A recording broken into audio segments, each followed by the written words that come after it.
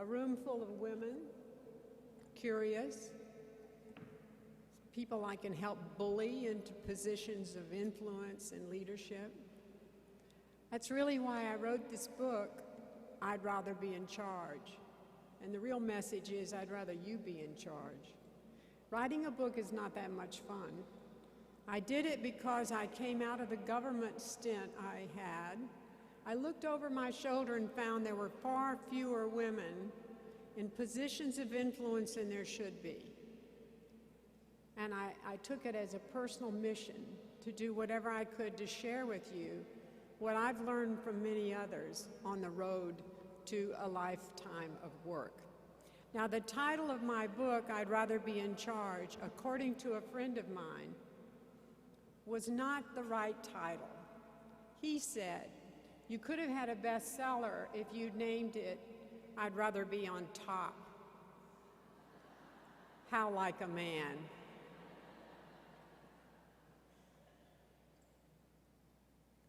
From this day forward, I want you to change how you see yourself at work. I cannot tell you how important it is that how you see yourself is like a direct hotline to how everyone around you at work sees you, treats you, and more importantly, assesses you. Now notice I said at work. I don't consider myself an expert on all our other roles, the many lives we live as mothers, daughters, lovers. I was reminded of this recently. I was on the Martha Stewart show, and my job was to counsel some entrepreneurs there. And Martha's an old friend of mine, so she surprised me by putting up in the background pictures of my wedding where she was a bridesmaid. And so it's very sentimental, and everybody's oohing and awing. And then she turned to me and she said, let's see, which one of your marriages was this? I could kill her, actually. So you can see I haven't conquered marriage. My daughter says I need training. So in this one area, I would like to try to be, for the day, an expert. But I'm expert in one area, how men and women engage at work. It's always fascinated me, and I think we women are really mediocre at knowing our own potential and conveying that to others. In order to see yourself more clearly, you need to strip away some myths. I keep meeting in the marketplace, and I hate them. You are expected to be, the moment you walk into the office, the business, the factory, womanly. We are given that mantle. It's brought along by expectations from our families, people who talk about women, the men you meet at the office. With the men, it's no conspiracy. It's just an expectation. It does not serve you well. Women at work are more expected to be than men, peacemakers, likable, modest, team players, collaborative, communal. And another one that we took on when we entered work in such numbers, the hardest worker in the room. If you have your head down working at the desk, guess who will get promoted watching how things are going? Do you know that every one of the women I teach in my executive classes admits men work vertically, women work horizontally. And there's something about that you need to address. At work, you need to be able to step out of our womanly ways, which are wonderful for home and friendship and many other roles, but not necessarily serving you when you need to disagree, break the peace, when you need to step out of the comfort of the team you built, when you need to work smarter and strategically, but not necessarily be famous for working the longest, the hardest. It's really not easy to shed this. I was shocked when I left my job as CEO at Ogilvy, and I went into the government, and the White House team was interviewing me. And it was a courtesy interview. And at the last minute, I realized this woman had not said a word in the room. And I asked her if she had any advice for me as I was entering the State Department under Secretary Powell. She stunned me. She said, just remember this, 50% of the people you meet hope you fail. That's much more severe than it is in business. And I had an immediate return to the 5th grade. I said to myself, they don't even know me. I'm so nice. So you see how susceptible we are? There I was, a hotshot CEO, and I just lost it completely. And you know what? She was right. 50% of the people did hope I fail. Very rude. The opposite of being womanly doesn't mean you have to be a jerk or to become what some women have become, and we all know one or two, just very harsh and driven and determined. It is being willing and ready to take on an uncomfortable position. And for that, I have many pieces and points about how you do that without scorching the earth around you. And you know, we don't take on leadership roles in the same way that men do. You have to learn to disagree and say no. And I think what's really hard for us is to ask when it's not encouraged. We're okay when we're encouraged. And that's really when you need to learn to ask. I want you to learn to replace womanly with leaderly. I want you to begin by seeing yourself as leaderly, which is a word I made up. Because what it means to be leaderly is to be very clear about what you believe in. So you're going to have to know yourself better than you do now. Your resume is not the sum of you. And when you are really clear about what you believe, you will step forward. You will take some risk. And sometimes you'll blow it, make a fool of yourself. You have many, many years to get this right. So keep practicing. And sometimes you'll be punished. You know what? You'll survive. So what? It's only work. There's another day coming. I think we're too serious about the moment we're in, and we become cautious. We also become too serious about it compared to the men who are laughing and joking down the hall all the way over to promotions. So there are two parts to this. Learn to watch yourself. I want you to become acutely aware of who you are and how you behave at work. And you know, most of the time you're so immersed in the work itself, you forget you're the carrier. In addition to watching yourself, keep a journal. You'll change. Along with these expectations, we aid and abet them by creating and allowing filters into our lives.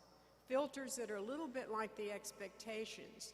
For instance, who do you choose to copy? Because we're always borrowing from someone as we enter work. I remember that someone called me a menacing boss when I was at J. Walter Thompson. I was so shocked. I mean, I thought of myself as a Southern belle of a boss.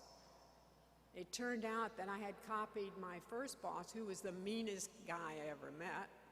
And I thought that's how you behaved when you wanted to mean business. I had to rewrite that script. A filter removed. It's very hard to become filter-free because you've got to know who in here is working it. What do you care about? What do you believe in? What makes you excited? I had the great talk with Susie Orman, who's a friend of mine, and she said, Charlotte, my trouble is I'm filter-free. And she said I was on a show, Oprah actually, and at the halftime or intermission, I said, I don't know who bought that skirt for you, but they're not your friend. That's really too filter-free. But I like the concept. There are parts of you that are different at work than there are at home. So let me ask you to consider these realities.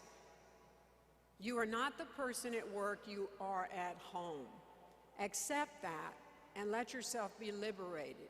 At work, you could be more edgy, stronger, strategic, irreverent, curious, pieces and parts of you that make you love being who you are at work and not necessarily the same person.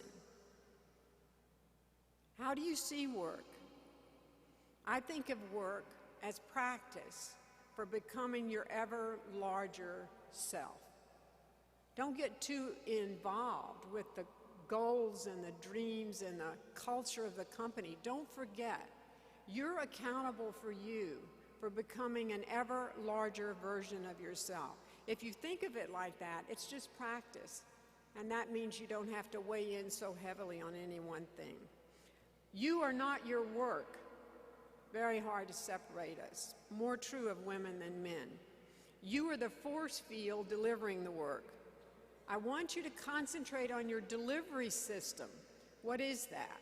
That's anything you use to get the work used, recognized, and applauded. Now think about the ways you've done that, because that's an important measure of who you are. Delivery is how you behave, what happens when you get an instant reaction to something, how you respond to animosity or a difficult situation. You don't weigh these enough because you think the work will speak for you. But as you move up the ladder, it ain't about the work, it's about the relationships. And who you are and how you behave create those relationships. If you don't know who you are in these more intangible things, I can tell you something, your management does. When I was a manager trying to assess the potential of someone, we would sit in the room and talk about the work skills for about 1 minute. And then we would move over to, who are they? This one is tenacious. This one is restless. This one is a complete pessimist. All these characteristics. Today I teach executive women. I get the critique from the bosses. It is never about the work. It's about all these intangible aspects, these qualities of who you are that are the separators of one person from the other. The danger is they'll be telling you who you are instead of you telling them. And there's a way to learn how to do it. You learn what your delivery system's about, and then you learn communication skills that allow someone to discover who you are. It's a lot easier for men. Men are quicker to assess one another because they have all that common dialogue. They have a history. They have a vocabulary.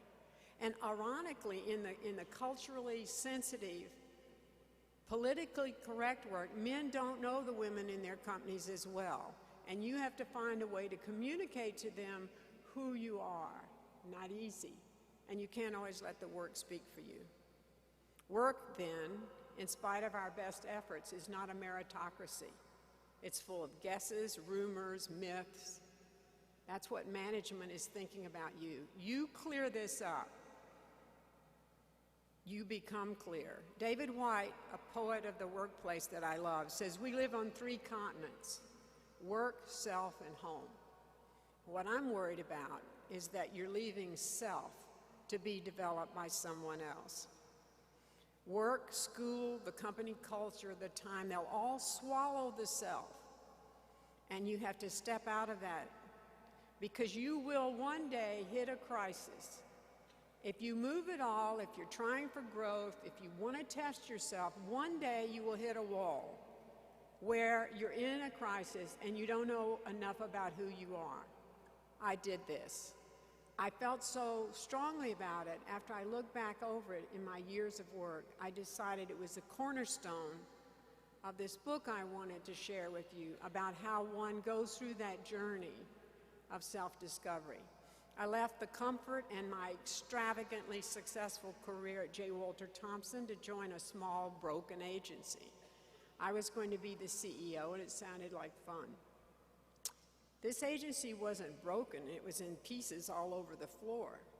And the nature of the brokenness scared me to death. Even though I had mastered my work, I didn't know much about myself. I learned that the company had 2 sets of books and was in immense debt. You cannot imagine how this frightened me. It frightened me more than it did any of my male counterparts. The clients weren't just hostile, they were angry. And the creative department did more drinking and drugging than they did writing, and that frightened me. I started waking up at 4 o'clock in the morning, and I was living in panic. We had one success. We won Corbel Champagne. I thought, well, maybe we can do this. And the day after we made our creative presentation, the client fired us because our creative department was smoking pot in the guest house, and the client was the sheriff. So I gave up. I decided I'm not doing this. I cannot do it. It might look like an opportunity, but I'm panicked. And I happened to see the next morning a paper, a series of notes about, we did these anonymous reviews of one another.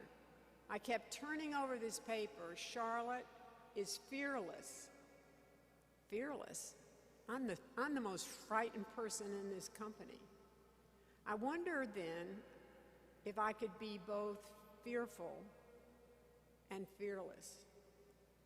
And I think it's true of all of us. So I decided not to bail, that I would learn who I was at the same time I tried to shepherd this company into a transformation.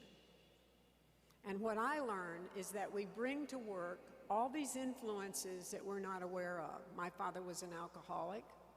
So when the creative department was out of control, it frightened me disproportionately. I took myself to adult children of alcoholics. I went to work. I started keeping that journal I recommend for you. I began to see that I didn't like debates because hostile, angry words had a history for me. I learned a lot about when I behaved a certain way. And what I also believe is that we carry in us deep traits that are more important than our resume skills. If you can locate those traits and harness them, you'll be twice the worker you are today. It's so much fun. It isn't simple. So if you have a great driving trait, it'll be both positive and negative. The only time I've ever fired senior people, it's because they didn't know or understand the interior traits that were driving them into making these wrong moves. It wasn't about their work. So just as an example, my two traits, which I uncovered, one from my family. I believe you always get one passed along from your family. My family passed along a lethal form of impatience. I don't recommend this. It does have an advantage if you have to make a decision. It's not an advantage if you're trying to hurry through life without being properly prepared and cutting off people's presentations, things I'm still ashamed of. My other trait I tracked by watching myself, by learning how I reacted, by the jobs I chose to take, turned out for me to be a phrase. The phrase was, all things being equal, I'd rather be in charge. So now you take these two traits, which I uncovered during my tumultuous life at Tatham, and you can see that I had to be a change agent. I was never going to be good at keeping the status quo or harnessing a group till they just calmed down and operated well. You see how helpful it is when you know what your influences are and what traits are driving you. You combine impatience and I'd rather be in charge, and you have got somebody who is not necessarily a good marriage candidate. But at least I knew something about myself. So when Martin Sorrell offered me this giant job at Ogilvy, I knew that was better for me than the other job offer I had at Saatchi, because Ogilvy needed immense change. And when it comes to that kind of urgent movement, I'm your girl. So you need to know why you work and what you're looking for in work. I learned to build a new self-portrait. I would love to urge you to try that. Self-portraits are your way of guiding yourself, and they're born of this understanding that comes from looking within. So when I went to Ogilvy, I had my self-portrait, which were these two traits, and I stole some words from George Bernard Shaw to help me keep close to me what mattered. What mattered to me when I hit that whirlwind of press, negative press, hostile employees. I was an outside CEO parachuted in. I needed to have myself grounded against that world.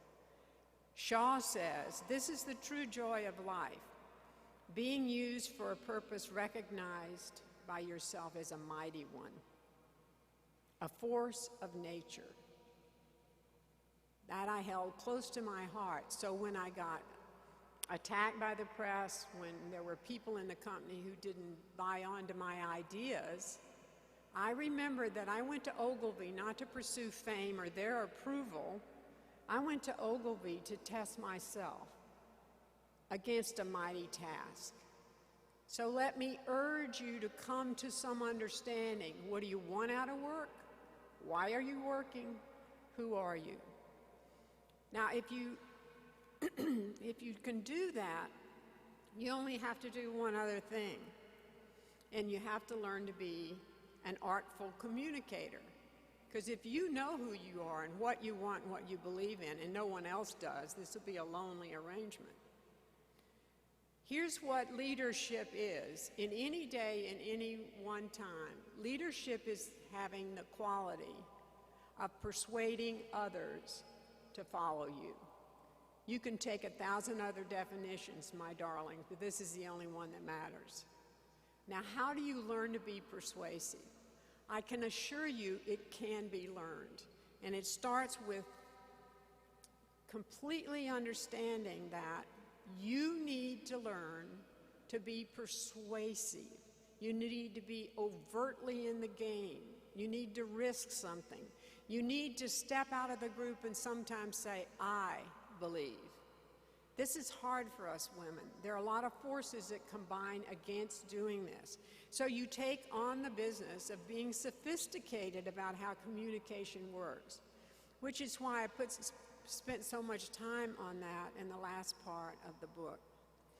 If you are a successful communicator, here's what you learn to do. You learn to speak clearly, memorably, and persuasively. And when I look back over my career, I realize that once when I was a young woman, I did that one time, and then it took me years to pick it up again. There was only one other executive woman at J. Walter Thompson. She was scary. She was a creative department and very flashy and much older than I am.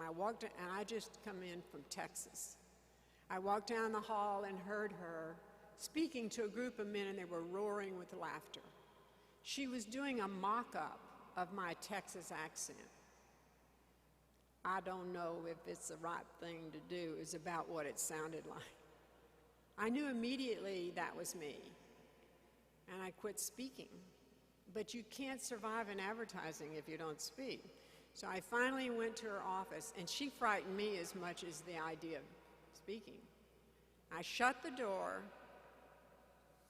and I said, I'm not leaving here until you and I agree that we will be united and not provide ammunition for the men to divide us. And she looked at me and she said, what are you doing for lunch? And she took me out and brought me 2 whiskey things, and I was so dumb loaded, I went right home. And we became friends forever. It scared the men to death. So that conversation forced out of me out of fear and anxiety was memorable,